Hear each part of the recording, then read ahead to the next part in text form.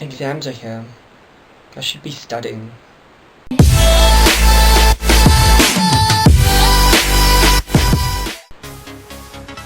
What is up, guys? It's your friend neighbor Matthew coming at you. Welcome back to my YouTube channel. Thank you guys so much for clicking on today's video, and if you guys haven't already, please do consider subscribing to this channel, hitting the post notification bell so you guys can be notified every time I post new content. Also, like this video if any of these tips helped you in your preparation process.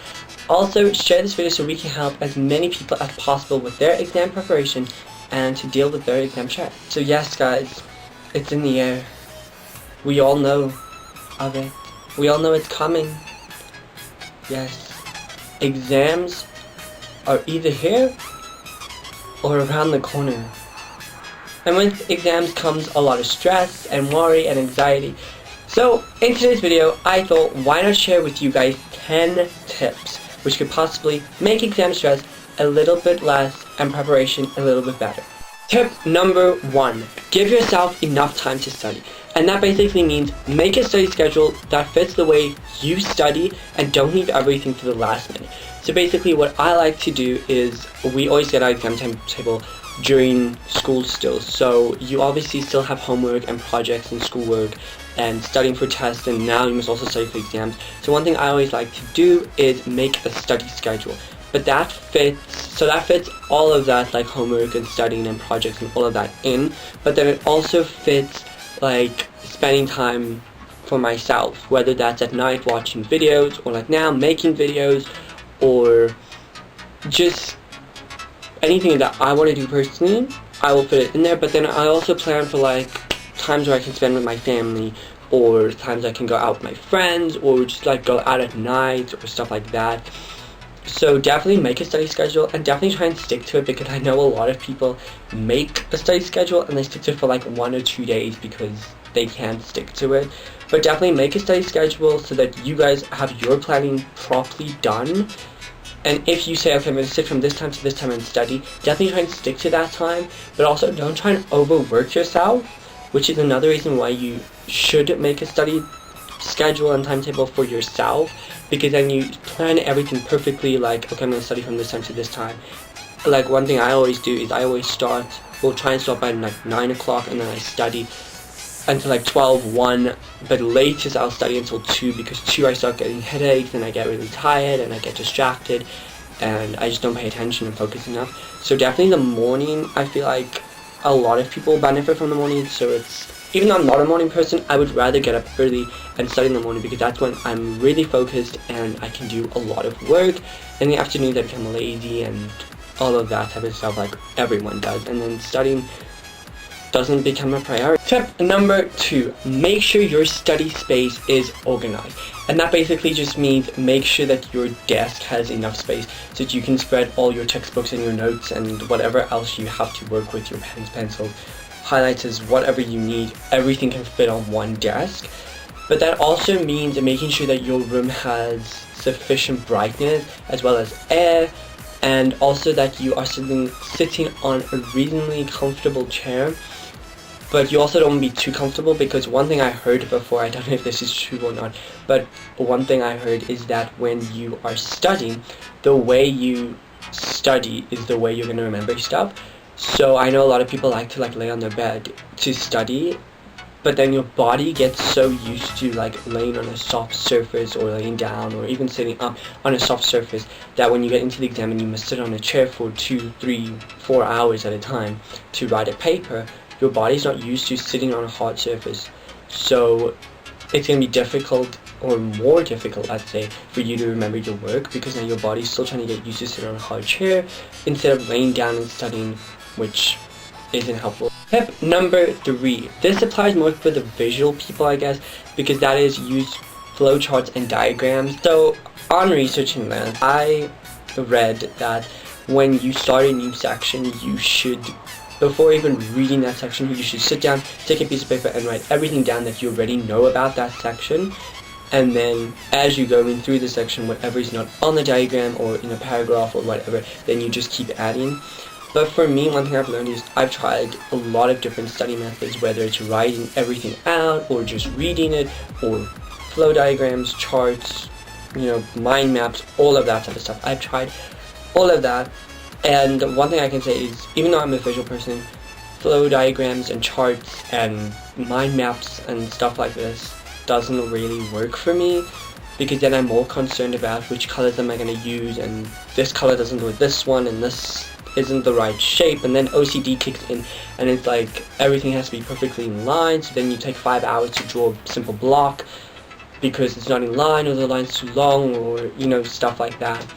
So I prefer just either summarize everything but into a paragraph form, because that just kind of works better for me, because that way I'm studying this stuff, because I first read it out loud to myself, then I sit and I think, okay, this is important, so I read it like 2, 3, 4 times before actually writing it down, because then it's just reading it once, the first time reading it through so that I understand it, the second time reading it while making the summary in my head, and then the third time will be basically just reading it again but as a summary form, I guess, which to me helps.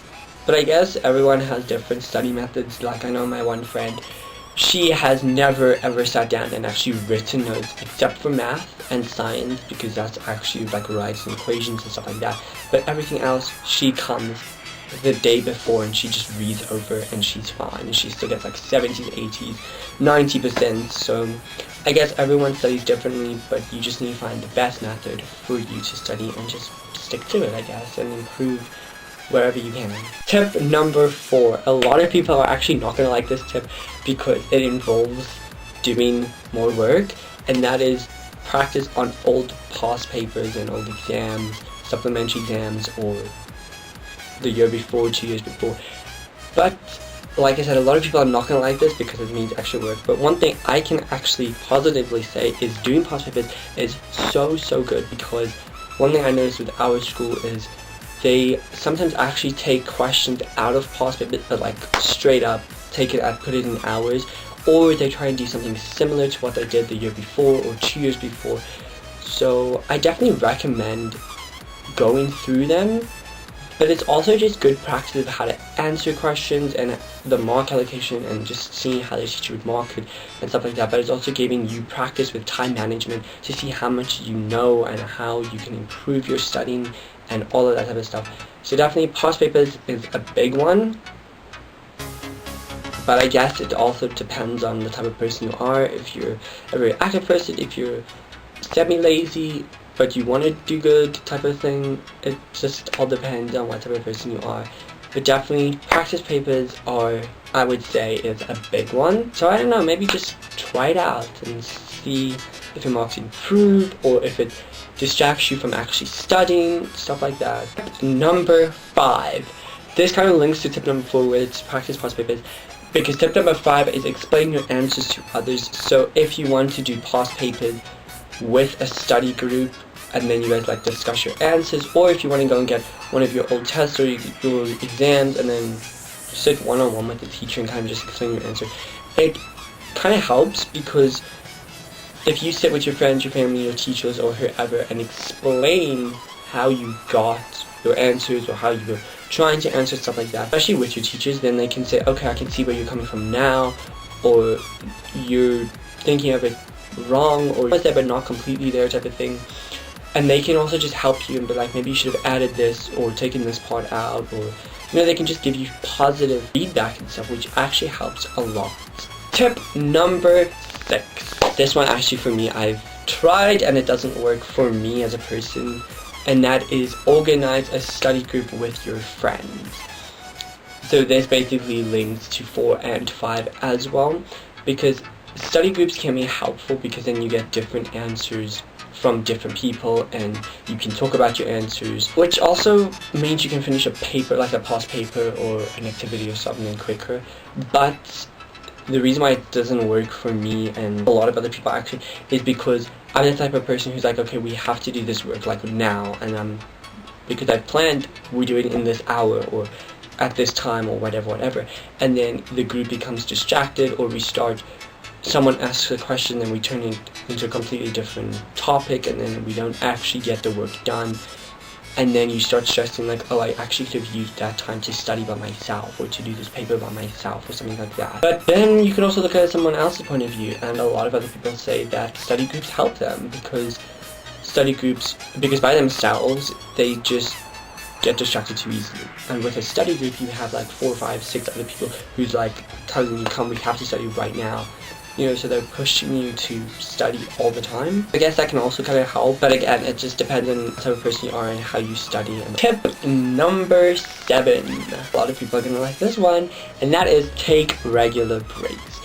And taking regular breaks are kind of needed because it basically just like focuses and regains your focus on your brain, and it calms you down, because studying long periods of time doesn't always mean that you retain that much information and that much studying. But it basically, I mean, with some people, I like I said earlier, I sit from 9 until like 12, 1 studying, sometimes straight through without a break. Nowadays I'm actually trying to take more breaks, because what they have noticed is if I take more breaks then I can focus more and study more and stuff like that. But definitely take regular breaks so that your brain can get re-energized and focused again and all that type of stuff. But also just develop a good study method and routine that fits your studying style. Tip number 8 is kind of a tip for people like me who have a black hole in their stomach, which is never filled by food because everything just magically disappears. And that is snack on healthy food during exams and during exam preparation, all that type of stuff. Because if you eat, or you shouldn't eat, unhealthy food while studying, because then it just like destroys your body and it destroys you from the inside, if I can say that. Because then a lot of people, and I know me personally as well, like you start stress eating and then you start eating junk food, and then later on you start complaining, oh, I'm looking fat, or I don't like how I look or how I feel, and then that just puts you down, which isn't nice, because then you don't feel like studying anymore, because then you're gonna eat and then you're gonna feel like you're getting too fat or you don't look nice or something like that.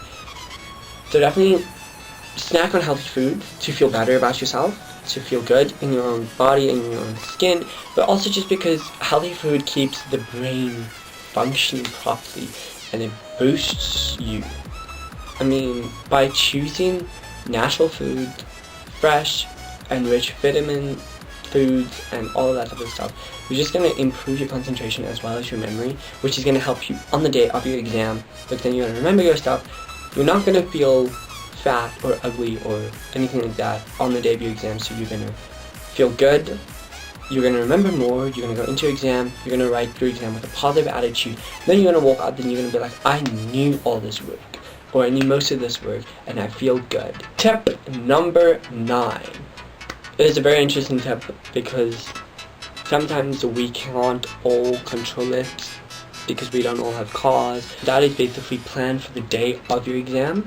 And the reason I'm saying it's kind of out of our control is just because I'm saying you need to plan for your exam day, because you don't want to wake up late and then rush to school and get stuck in traffic, and then then you start thinking, you start breathing heavily like, oh, I'm late, what am I going to do? And then you get to school, you start running to your exam venue, so you're already stressing, then you're running, so you get really sweaty, you are out of breath. By the time you get to your exam venue, they've locked you out the class so that the other kids can start. So already then you're still stressing, you get stressed even more. And then you sit down there like, here's your exam, you only have until the other kids are done writing anyway. So you are now out of breath, you're stinking, you're sweating, you are so anxious and so worried and scared basically that you don't know what to do. So you don't read the paper properly, you don't read your questions properly, you just answer anything that comes to mind. And by the time you walk out that exam, you are going to feel like you're going to cry, because all of this could have been avoided if you had got to school on time, or if you didn't oversleep or something like that. So definitely one thing I would say is, if you are writing on a particular day, make sure that you are up early. Make sure that your parents are up early, that they know that you have to get to school, that you're writing that day. Make sure that you're at school at a reasonable time, because again it goes back to the thing, you don't be late or any of that type of stuff, but be at school at a reasonable time so that you can go over your work if you have to, or you can just know, okay, I'm here, I don't have to be stressed. You can make sure that all your pens, pencils, highlighters, all of that type of stuff is there. But planning for the day of your exam also means when you get into your exam and you sit down, read all your rules and requirements for the exam so that you know 100% what is required of you so that you don't mess up somewhere. But it also means planning a route and your time for all your questions and stuff like that, so that if you can't, or if you need, you can add extra time later on. Definitely plan to get up early, go to school at a reasonable time. You know, make sure that you read, or make sure that you have all of your equipment that you need, your pens, pencils, protectors, whatever you need. Make sure you read all your instructions, requirements, and rules, and all of that type of stuff so that you won't get penalized for not doing something properly, or you misread something or whatever. Definitely use your time that you've been given, and read the questions properly, and think about your answer before. And the final tip number 10, and would be drink plenty of water. So this includes drink plenty of water while you're preparing and studying for your exam, but also on the day during your exam. But also don't drink too much water on the day because you don't want to need to run to the bathroom. So definitely drink a lot of water, eat healthy so that you can feel good about your body, you can feel good about yourself, and you can have a good positive attitude. So on the day of your exam you can walk in there and you don't have to think, oh, I'm looking fat, or I don't feel comfortable in myself, or whatever. You can feel good about yourself, so that's already a bonus. You can know that you've studied your work and you know your work, and then you can go in there with a positive attitude and just go for it and write your exam, walk out and know, you know what, I actually knew this work and I feel good at today, I feel good about myself, I feel good about this exam, and I'm done. And that is all the tips I have for you guys today. Thank you guys so much for watching today's video, and if you enjoyed this video, please remember to hit the big red subscribe button and come and join the Spidey Squad, and also hit the post notification bell so you guys can be notified every time I post new content. Like this video if any of these tips helped you, and definitely leave a comment down below telling me how your study schedule came out, or how these tips helped you, and also how your exams go. And also leave a comment down below if there's any tips that you would recommend and want to share. I will try them out, I'll let you know how that goes, but also so that other people can read them and try them out and see if they maybe help, because a lot of people are conflicted about studying schedules and how to study and stuff like that, and a lot of tips can help them. So definitely leave all those tips and comments and all that down below, and I will be sure to check all of them out and try them out, actually. And also share this video with your friends, family, peers, and on social media so we can help as many people out there benefit from these tips, because like I said, a lot of people worry and stress about exams and they don't actually consider any tips that they know, they're just going for studying. So definitely just share this video so we can help people. Leave those comments down below so everyone can be exposed to different techniques and different tips and all of that type of stuff. And you guys always know what I say, take care, stay safe. If you guys ever need anything, I'm just a Spidey sense away.